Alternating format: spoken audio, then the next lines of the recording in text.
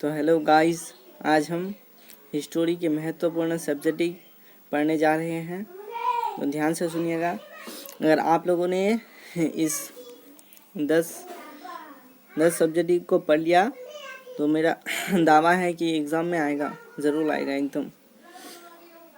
तो मेरे चैनल को सब्सक्राइब करना मत भूलिए और बेल आइकन को भी प्रेस कीजिए। तो बढ़ते हैं पहले क्वेश्चन की ओर। हड़प्पा सभ्यता पर संक्षिप्त टिप्पणी लिखी। हड़प्पा सभ्यता के विस्तार पर एक संक्षिप्त टिप्पणी लिखने बोला है। तो हड़प्पा सभ्यता एक कांस्य युग की सभ्यता है जिसका क्षेत्रफल लगभग 12,99,600 वर्ग किलोमीटर तक है। इसमें पंजाब, सिंधु, राजस्थान, गुजरात तथा बेलुचिस्तान के कुछ भाग और पश्चिम बंगाल में उत्तर के समीप भाग सम्मिलित थे। इस प्रकार इसका विस्तार उत्तर में जम्मू कश्मीर से लेकर दक्षिण में नर्मदा नदी के मुहाने तक, पश्चिम बंगाल के बेलुचिस्तान के मकराना समुद्री तल से लेकर उत्तरी पूर्व में मेरठ तक था। इसके मुख्य केंद्र हड़प्पा, मोहनजोदारो, लोथल, आलमगीरपुर आदि थी। यह इसके प्रमुख स्थल थे। हड़प्पा सभ्यता का विस्तार था ये। तो बढ़ते हैं आगे की ओर, दूसरे नंबर क्वेश्चन की ओर। जैन धर्म के उपदेश। तो यहाँ पे जैन धर्म के उपदेश उतना अच्छा नहीं है। तो बढ़ते हैं तीसरे नंबर क्वेश्चन की ओर। तीसरे नंबर क्वेश्चन में क्या बोला गया है? भारत के विभाजन के 2 कारण बताइए। तो भारत के विभाजन के 2 कारण ये जो है निम्नलिखित है। 1 नंबर, अंग्रेजों की फुट डालो की राजकरों की नीति। अंग्रेजों ने फुट डालो और राजकरों की नीति अपनाई थी।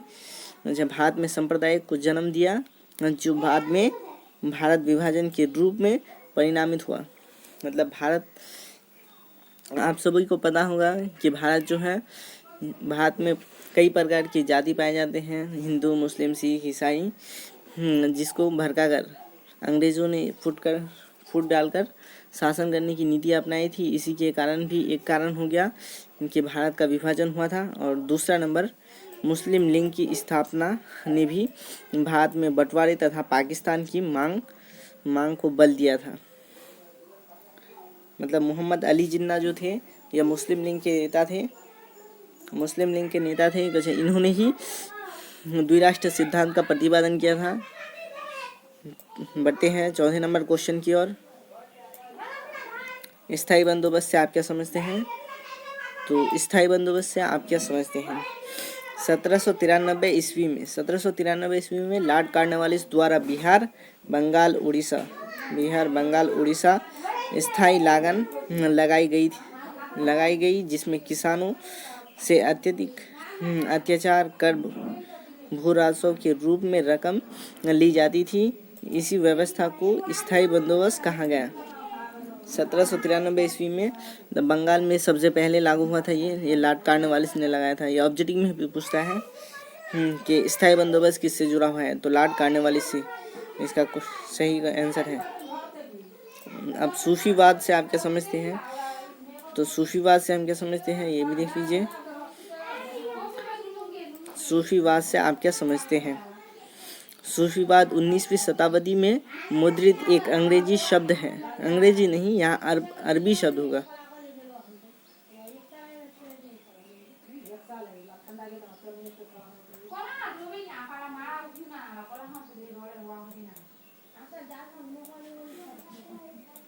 यह एक अरबी शब्द है।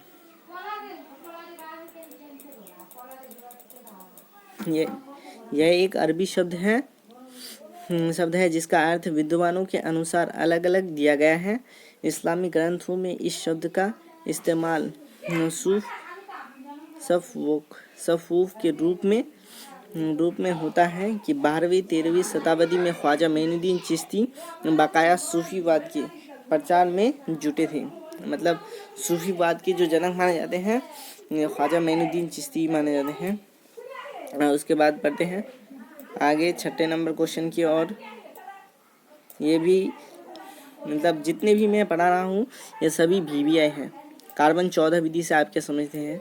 तो तिथि निर्धारण करने की ऐसी वैज्ञानिक विधि जिसके द्वारा पुरानी वस्तुओं की आयु ज्ञात की जाती है, अर्थात जिसमें पदार्थों में कार्बन 14 की मात्रा अत्यधिक होती है, इसकी आयु उतनी कम होती है, तथा जिसके पदार्थ में कार्बन 14 की मात्रा जितनी कम होती है उस पदार्थ में आयु उतना अधिक होता है। इस तिथि को कार्बन 14 विधि कहा गया था।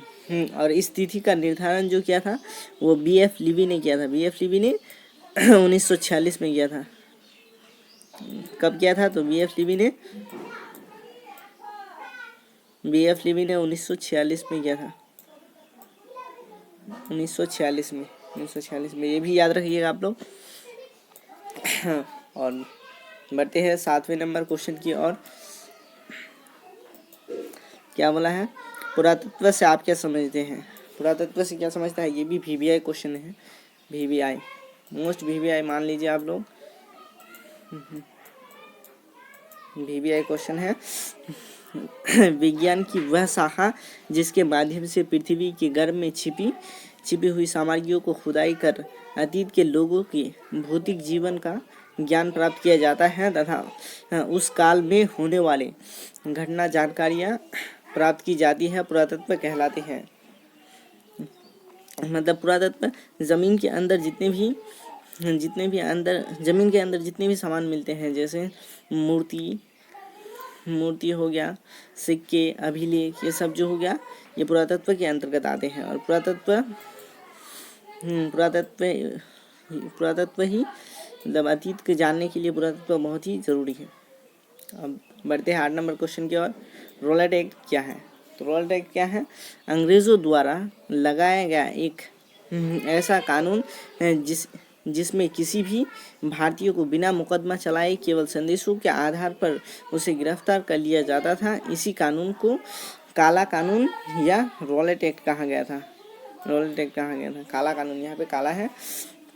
और ये कब आया था? तो भारत में, तो ये भी याद कर लीजिएगा आप लोग, 1919 में आया था। 1919 में आया था। अब बढ़ते हैं आगे 9वें क्वेश्चन की ओर। ये क्या बोला है? जजिया किससे लिए? जजिया क्या है? तो जजिया क्या है?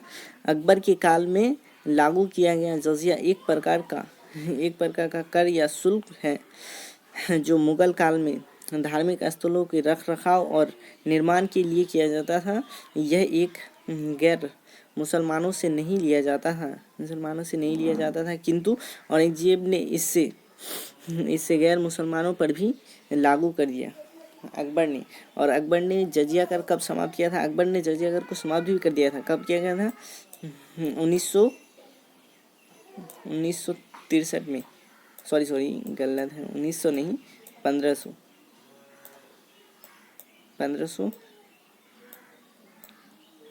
1563 ईस्वी में जजिया कर को अकबर ने समाप्त भी कर दिया था, लेकिन बाद में औरंगजेब ने उसे लागू कर दिया। अब आखिरी क्वेश्चन की ओर बढ़ते हैं। कलिंग युद्ध का अशोक पर क्या प्रभाव पड़ा? तो कलिंग युद्ध का अशोक पर क्या प्रभाव पड़ा था इसका भी देख लेते हैं। कलिंग युद्ध में भीषण रक्तपात को देखकर अशोक का दिल दहल गया। उसे युद्ध के नाम से घृणा हो गई और उसने भविष्य में युद्ध न करने की शपथ ली। उस दिन से अशोक ने अपने पुराने जीवन को भूलकर बुद्ध धर्म को अपना लिया। और कलिंग का युद्ध अगर कब हुआ था, अगर आपको ये पूछे तो 261 ईस्वी पूर्व हुआ था। 261 ईस्वी पूर्व।